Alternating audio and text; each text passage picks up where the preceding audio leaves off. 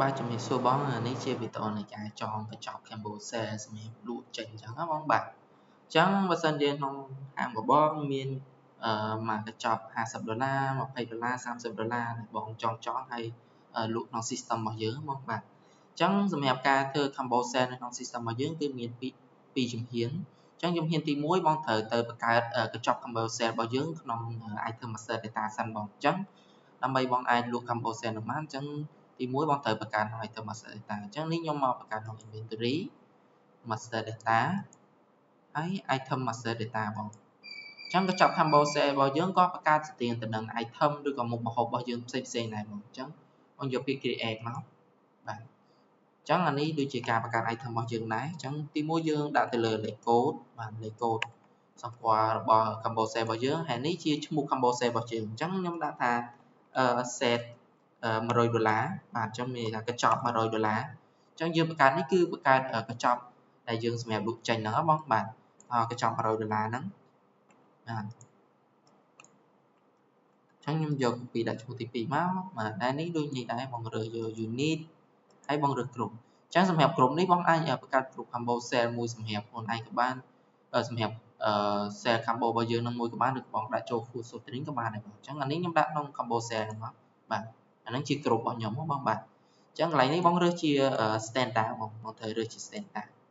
អានេះជារូបភាពរបស់ Combo Sale ហ្នឹងបងអាចដាក់ជារូបភាពជាអីបានអញ្ចឹងណាបងបាទអានេះខ្ញុំដាក់ទេអញ្ចឹងនេះជា set $100 បាទដែលខ្ញុំបង្កើតទុកខ្ញុំដើម្បីយើងយកទៅចងមួយផ្នែកទៀតនៅក្នុង Loyalty Program របស់យើងអញ្ចឹងពេលខ្ញុំបង្កើតហើយខ្ញុំចុច Sell បាទអញ្ចឹងនេះខ្ញុំ Sell កញ្ចប់ស្បាកញ្ចប់$100របស់ខ្ញុំរួចហើយបាទអញ្ចឹងមួយទៀតបងត្រូវទៅ set up តម្លៃលក់ចេញអញ្ចឹងពេលដែលយើងបង្កើតបានហើយបងត្រូវទៅ set តម្លៃនៅក្នុង price list បងអញ្ចឹងយើងចូល price list មកចូល price list ហើយបងយកពាក្យថា set price បង set price ហើយយើងទៅរកកញ្ចប់$100របស់យើងនេះបងឃើញកញ្ចប់$100ដែលយើងបានបង្កើតមិញហ្នឹងបងបាទអញ្ចឹងយើង set តម្លៃសម្រាប់តម្លៃលក់ចេញអញ្ចឹងយើងត្រូវដាក់តម្លៃ$100ជាតម្លៃយើងលក់ចេញបងបាទហ្នឹងជាតម្លៃដុល្លារបាទអញ្ចឹងបងដាក់នៅ unit price ហ្នឹង$100មកបាទអញ្ចឹងបងចុច sell បងចុច yes បាទអញ្ចឹងហ្នឹងជាជំហានទី1យើងគឺយើងបានបង្កើតកញ្ចប់ combo សម្រាប់យើងលក់ចេញនិងបានដាក់តម្លៃលក់ចេញហើយអញ្ចឹងឥឡូវយើងត្រូវទៅចងមួយទៀតដើម្បីឲ្យកញ្ចប់ហ្នឹងមាន item ដែលយើងលក់ចេញណាបងបាទអញ្ចឹងដើម្បីបងអាចចងនឹងបានទី1បងចូលខាង Loyalty Program បាទហើយបងយកពាក្យថា Combo Sale បាទអញ្ចឹងពេលដល់បងចូលដល់ Combo Sale ហើយនេះជាកន្លែងដែលយើងបង្កើត Combo Sale របស់យើងអញ្ចឹងទី1បងដាក់តាមដំណាក់កាលទៅខាង price list អញ្ចឹងយើងយក price list ដុល្លាររបស់យើងទៅហើយនេះជាលេខកូដហ្នឹងលេខកូដតំណាងទេបងចង់ដាក់ប្រហែលក៏បានដែរបងដាក់កូដអានេះset tab បង set tab ហ្នឹងមានន័យថាពេលបងចុចទៅបងឃើញមានពីរប្រភេទហើយមាន set parent ជាមួយនឹង set child បង set parent ហ្នឹងមានន័យថាយើងឲ្យវាយកតម្លៃលក់ទៅលើទៅតាមជាមួយនឹងកញ្ចប់របស់យើង$100ដែលយើងបាន set up នៅខាងលើមិញហ្នឹងបងបាទអញ្ចឹងហ្នឹងយើងយក set parent ហើយទៅលើ set child នេះមានន័យថាគឺយើងយកឲ្យវាយកតម្លៃទៅលើ item ដែលយើងបានដាក់ចូលនៅក្នុងរបស់យើងមួយហ្នឹងបូកចូលគ្នាធ្វើជាតម្លៃលក់ចេញបងឧទាហរណ៍ថាខ្ញុំយកមីមួយចាន$5ហើយបូកជាមួយនឹងកូកាមួយកំប៉ុង$3ទៀតគឺវាបូក$8ចូលគ្នាដើម្បីធ្វើជាតម្លៃលក់ចេញបងចាហ្នឹងគឺយើងយក set child តែដូចកញ្ចប់ដែលខ្ញុំបង្កើតមុនមិញហ្នឹងគឺខ្ញុំដាក់តម្លៃទៅលើកញ្ចប់$100មិញស្រាប់អញ្ចឹងអាហ្នឹងយើងត្រូវរើសជា set parent មានន័យថាតម្លៃគឺឲ្យវាយកតាមកញ្ចប់ដែលខ្ញុំបានបង្កើតមិញហ្នឹងបងនេះអញ្ចឹងនេះទៅលើ item code អញ្ចឹងកន្លែង item ហ្នឹងបងគ្រាន់តែចុចលើ item code ហ្នឹងមកវានឹងឲ្យយើងទៅរើសកញ្ចប់ដែលយើងបានបង្កើតមិញបងអញ្ចឹងកញ្ចប់ដែលខ្ញុំបានបង្កើត$100មិញបងមើលទៅខាងក្រោយមកខ្ញុំមកខាងក្រោយជាបងអស់នេះកញ្ចប់ដែលខ្ញុំបង្កើតមិញបង set $100 អញ្ចឹងចុច set $100ខ្ញុំតម្លាក់ចុះមកនេះបងឃើញអត់អញ្ចឹងមានន័យថាយើងបង្កើត item ជា set មិញហ្នឹងគឺយើងយកមកវាយកមកចងនៅហ្នឹងហ៎បងបាទអញ្ចឹងមកខ្ញុំចង់ដាក់ set $100នៅហ្នឹងហើយអញ្ចឹងមកដល់ខាងនេះទៀតគឺថ្ងៃ posting date បងនេះជាថ្ងៃផុតកំណត់អញ្ចឹងសម្រាប់ combo sale របស់បងហ្នឹងបងបង្កើតបងចង់លក់រយៈពេលប្រហែលឲ្យវា expire ផុតកំណត់ទៅវិញនៅថ្ងៃណាហ្នឹងបងអាចដាក់បានអញ្ចឹងខ្ញុំដាក់ថ្ងៃ30គឺឲ្យវា expire បងអញ្ចឹងនេះ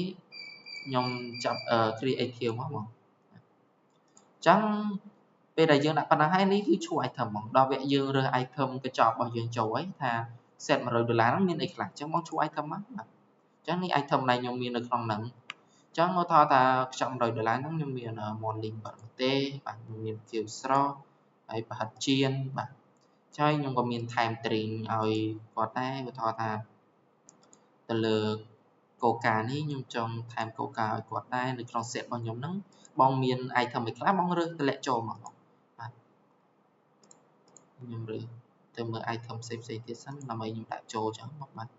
ចឹងឥឡូវថាខ្ញុំមានតែប៉ុណ្ណឹងខ្ញុំ close មកចឹងនេះបងឃើញហើយនេះជា quantity ឬក៏ចំនួនមុខម្ហូបនិង string របស់យើងដែលយើងដាក់ចូលក្នុងset របស់យើង$100ហ្នឹងបងបាទចឹងឧទាហរណ៍ថា morning 7ប្រទេសនេះចំនួនហ្នឹងចំនួនចានបងចឹងឧទាហរណ៍ក្នុង set ហ្នឹងពេលដែលគាត់ទិញ set $100ហ្នឹងគាត់ទទួលបានមុខម្ហូបហ្នឹងចំនួនប្រហែលចានចឹងនេះខ្ញុំថាដោយសារ$100នេះថ្ងៃនេះខ្ញុំដាក់2ចានបាទហើយប្រហិតស្រស់នេះខ្ញុំដាក់2ចានដែរហើយប្រហិតជៀននេះខ្ញុំដាក់ថា5ចានហើយទៅលើ Coca ខ្ញុំដាក់ទៅលើឲ្យគាត់មួយកេសមកទៅបាទអញ្ចឹងបើខ្ញុំមានចង់ជាយួរអង្កេសអញ្ចឹងខ្ញុំដាក់ចំនួនមួយកេសបាទអញ្ចឹងមានន័យថាក្នុងset $100នេះគាត់នឹងទទួលបានmorning អំបិលម្ទេស2ចានប្រហិតសាច់គោស្រស់2ចានប្រហិតជៀន5ចាននិងទទួលបាន Coca មួយកេសបងអញ្ចឹងពេលហ្នឹងគឺយើង set up ហើយបើបងមានតែការ set up item ឬក៏មុខម្ហូបផ្សេងៗទៀតចូលអាហ្នឹងបងឈួរ item យើងដាក់ថែមទៀតបានណាបងបាទអញ្ចឹងបើសិនជាយើងបំពេញអស់ប៉ុណ្ណឹងហើយបាទតែខ្លួននេះយើងដាក់សម្គាល់ទៅកុំឲ្យវាបាទអញ្ចឹងបើយើងដាក់អស់ប៉ុណ្ណឹងហើយបងគាត់ទៅចុច save ទៅបងចុច yes